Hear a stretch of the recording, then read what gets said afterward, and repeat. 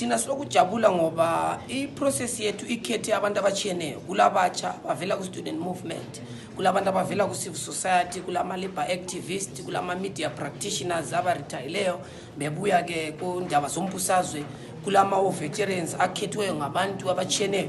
Lokhu kuba lokujabula ngakhangela uMargaret ngoba nomnethu ngabantu abaningi eMondoro eMashonaland West khona ngale. Kuyasivezela ukubana inhlanganiso sebantwini, inhlanganiso ngeyabantu esikukhuthaza sisiya kusigaba esiphambili kubana hayi asikabe le list lokuqedisa ilist lokugcina labantu abazasimela laba abanomnetho labo bazabuyela kumakhokasi bekhuluma lokho abakumelayo beqeda khonapho ke siza announce ukubana abazasimela abangu 1978 eCouncilini 210 edale leParliament lo yedwa uzasimela ke engumongameli after which you ke sizavumela khona abantu bakithi loZimbabwe ungejikelele ukubana abantu bekhambeni.